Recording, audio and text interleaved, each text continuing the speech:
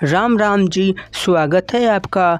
चलिए आज दिन भर की सभी छोटी बड़ी खबरों को जान लेते हैं। तो देखिए, आम आदमी को महंगाई का झटका लगने वाला है। देश में जल्द ही प्रतिदिन प्रयोग होने वाली खाने पीने और ज़रूरत की चीज़ें महंगी होने वाली हैं।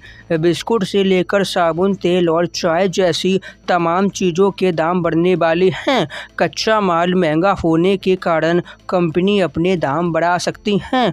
आने वाले समय में 5% तक की बड़ी कीमत देखने को मिलेगी, या फिर हो सकता है कंपनी पैकेटों का वजन साइज ही कम कर दे। अगली बड़ी खबर देखिए, उत्तर प्रदेश में खेती को आधुनिक बनाने के लिए सरकार हर मंडल में ड्रोन अकेडमी खोलने जा रही है। इन अकेडमियों में युवाओं को ड्रोन चलाने की ट्रेनिंग दी जाएगी ताकि वे खेतों में कीटनाशक का छिड़काव कर सके।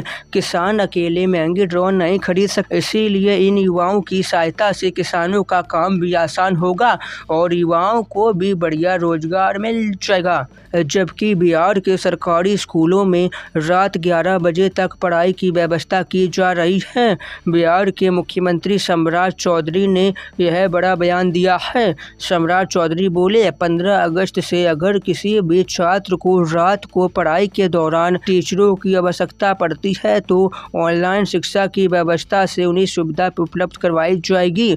इतना ही नहीं, बिहार सरकार अब युवाओं की समस्या के समाधान के लिए भी एक नई पहल शुरू कर रही है। बिहार के मंत्री और अधिकारी स्कूल कॉलेज में जाकर छात्रों से सीधे बात करेंगे और उनकी समस्या सुनकर समस्या का समाधान करने का प्रयास करेंगे। इधर दिल्ली की मुख्यमंत्री रेखा गुप्ता ने मायापुरी पंडाल में कांवड़ियों का स्वागत किया, उन्हें अपने हाथों से खाना परोसकर खिलाया। तो चलिए आगे देखिए, अब गाड़ी भी आपस में बातें करेंगी। सड़क हादसों को रोकने के लिए सरकार लाई नई पॉलिसी। तो क्या है यह पूरा मामला, चलिए फटाफट से जानते हैं। केंद्र सरकार ने भारत में व्हीकल टू व्हीकल यानी V2 कम्युनिकेशन सिस्टम लागू करने का प्रस्ताव दिया है, जो 1 अक्टूबर 2028 से बनने वाली सभी नई गाड़ियां जैसे बाइक, स्कूटर, कार, बसें और ट्रक में यह सिस्टम लगाना अनिवार्य होगा। यह टेक्नोलॉजी एक छोटा से डिवाइस के जरिए गाड़ी में फिट की जाएगी, जो रेडियो सिग्नल के माध्यम से आसपास के वाहनों को आपकी स्पीड, लोकेशन और ब्रेक लगाने की जानकारी देगी। इससे फायदा यह होगा कि अचानक ब्रेक लगाने, गलत दिशा में गाड़ी आने या एम्बुलेंस के आने पर ड्राइवर को पहले से ही चेतावनी मिल जाएगी, जिससे काफ़ी सड़क हादसे बच जाएंगे। बड़ी खबर देखिए, अब 124 गाँव को मिलाकर बनेगा नया शहर। महाराष्ट्र के रायगढ़ जिले में लगभग 323.44 वर्ग किलोमीटर के बड़े इलाके में मुंबई 3.0 नाम से एक बिल्कुल नया शहर बनाने की योजना में है महाराष्ट्र सरकार। तेलंगाना में बारिश का संकट आया तो सरकार करा रही है महावरुण यज्ञ। बारिश की कमी से जूझ रहे तेलंगाना में कांग्रेस सरकार भगवान वरुण को प्रसन्न करने के लिए कृष्णा नदी के किनारे महावरुण योग करवा रहे हैं, जिसमें 108 पुजारी शामिल हुए हैं। जबकि असम के शिवसागर से आई विनाशकारी बाढ़ में अब सब कुछ बह गया, लेकिन भारी जल प्रवाह के बीच भी हनुमान जी की प्रतिमा को कुछ भी नहीं हुआ, वो बिल्कुल सुरक्षित अड़े खड़ी हुई है। आगे देखिए, मध्य प्रदेश में पिछले कुछ समय से बड़ी संख्या में जंगल कम हुए हैं। साल 2021 से 23 के बीच राज्य ने 331.54 वर्ग किलोमीटर वन क्षेत्र गंवा दिया है, जो देश भर के सभी राज्यों में सबसे ज्यादा है। विकास परियोजनाएं, निर्माण कार्य और माइनिंग के लिए बड़े पैमाने पर जंगल की जमीन का उपयोग किए जाने पर मध्य प्रदेश की वन भूमि घटी है। अब चलिए देख लेते हैं आज के ताज़ा सोने चांदी का भाव।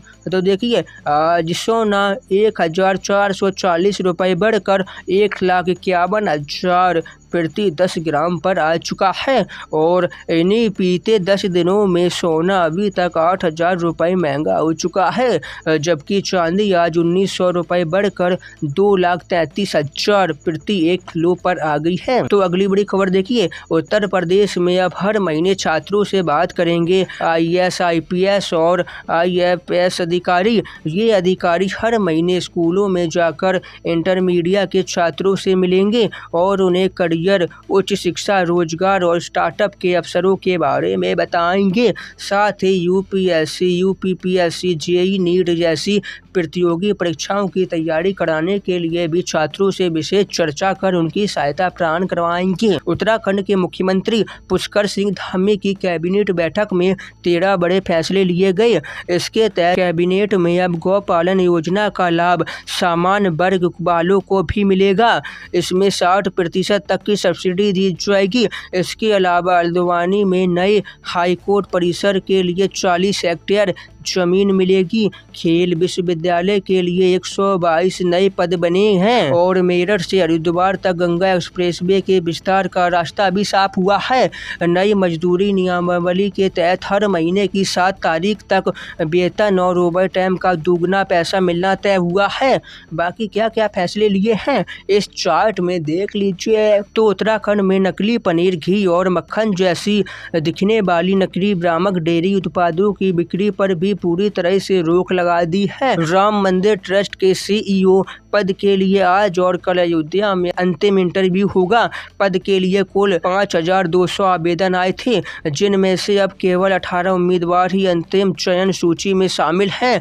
इसके बाद समिति 3 नाम ट्रस्ट को सौंपेगी और 2 सितंबर को होने वाली CEO की बैठक में अंतिम नाम पर चर्चा करके चुन लिया जाएगा। चलिए अब कुछ राजनीति हलचल भी देख लेते हैं। कांग्रेस नेता राहुल गांधी बोले, बीजेपी RSS के सिस्टम को खत्म, टाटा बाय बाय कहने का समय आ गया है। और सोशल मीडिया को लेकर भी कांग्रेस नेता राहुल गांधी बोले, आज इंस्टाग्राम और फेसबुक रील्स देखने का एक नए तरीका का 21वीं सदी का नशा बन चुका है। कांग्रेस अध्यक्ष खड़गे भी बीजेपी RSS पर हमला किया। खड़गे बोले, कांग्रेस असली देशभक्त भाजपा में सिर्फ भगोड़े हैं। तो अगले साल होने वाले चुनाव को देखते हुए सभी राजनीतिक दलों ने अपनी रणनीति बदल दी है। साल 2027 में 7 राज्यों में चुनाव होने वाले हैं। इन चुनाव में 22% मतदाता Gen Z हैं, यानी 18 से 29 वर्ष की आयु के बीच वाले। राजनीति विशेषज्ञों का मानना है कि यदि 5% वोटर भी इधर उधर हुआ तो सरकार बदल सकती है और इस बार महिला, दलित, पिछड़ा और किसान के साथ साथ Gen Z भी एक अहम वोटर ग्रुप बनता जा रहा है। बाकी इन सभी राज्यों में आयु के अनुसार मतदाताओं की पूरी सूची देख लीजिए। अगली बड़ी खबर देखिए, मध्य प्रदेश की हवाई आगमन सेवा को बड़ी सौगात मिली। भोपाल से 4 नई उड़ानों का मुख्यमंत्री मोहन यादव ने शुभारंभ किया। पश्चिम बंगाल सरकार हर घर तिरंगा पहल के तहत 70 लाख तिरंगे 15 अगस्त को बांटे। बिहार से बड़ी खबर देखिए, अगर बिहार में जंगली जानवर के हमले से किसी की जान माल का नुकसान होता है तो सरकार पीड़ित को आर्थिक सहायता देगी। साथ ही बाघ, तेंदुआ और हाथी जैसे जंगली जानवर अगर किसी किसान की भेड़ बकरी समेत अन्य जीव को अपना निवाला बनाते हैं या फिर हाथी और अन्य जानवर घरों को क्षतिग्रस्त करते हैं तो इनका नुकसान पूरी तरह से बिहार सरकार पीड़ित को आर्थिक सहायता देगी, पैसे देगी। तो दिल्ली मुंबई एक्सप्रेसवे को लेकर बड़ी रिपोर्ट सामने आ रही है।